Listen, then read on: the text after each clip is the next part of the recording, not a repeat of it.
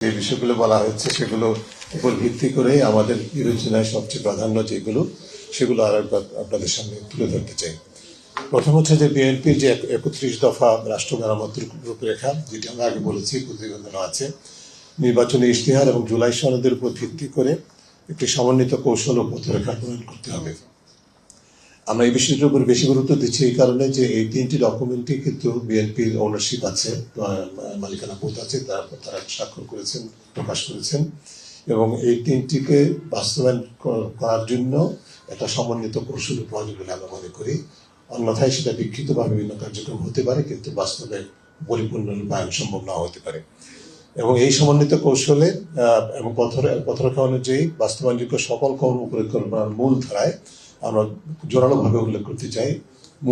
সকল কর্ম পরিকল্পনার মূল ধারায় সুশাসন এবং দুর্নীতি বিরোধী উপাদান সক্রিয়ভাবে অবশ্যই পালন হিসাবে অন্তর্ভুক্ত করতে হবে।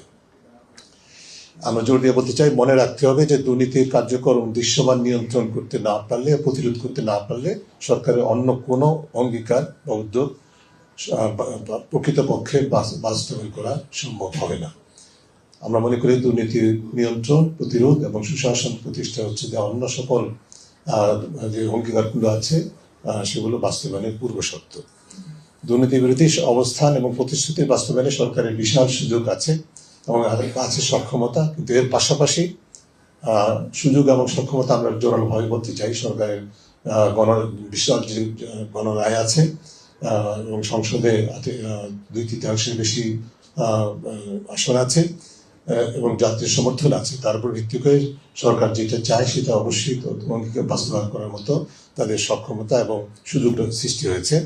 তবে এর মধ্যেও থাকতে পারে বহুমুখী প্রতিকূলতা এবং ঝুঁকি। সেই ঝুঁকিগুলো কি, তার ঝুঁকির কি ধরনের, কি সূত্র এবং স্বরূপ, এবং সেটি কি প্রক্রিয়া ঝুঁকিগুলো আসে এবং সেগুলো তাদের যে প্রভাব সৃষ্টি করে সেগুলো চিহ্নিত করে ম্যাপিং করে তার উপর ভিত্তি করে মোকাবেলার কৌশল অবলম্বন করতে হবে। আমরা এটিকে বিশেষভাবে গুরুত্ব দিই এই কারণে যে আমরা সবসময় দেখেছি বাংলাদেশে সবসময় সরকারগুলো দুর্নীতির বিরুদ্ধে শূন্য সহনশীলতার ঘোষণা দেয়, সুশাসনের ঘোষণা দেয়, কিন্তু বাস্তবে সেগুলো কার্যকর করা যায় না, কারণ অভ্যন্তরীণ প্রতিরোধ সবচেয়ে বেশি অন্যতম উপাদান হিসেবে কাজ করে, যেটা আমরা অন্তর্বর্তী সরকারের সময় দেখেছি। কাজে এই অভিজ্ঞতার উপর ভিত্তি করে আমরা যে প্রত্যাশা এবং অর্জনের সম্ভাবনা তার পাশাপাশি ঝুঁকি চিহ্নিত করে সেটাকে নিরসনের উপায় বের করার প্রতি গুরুত্ব আরোপ করছি।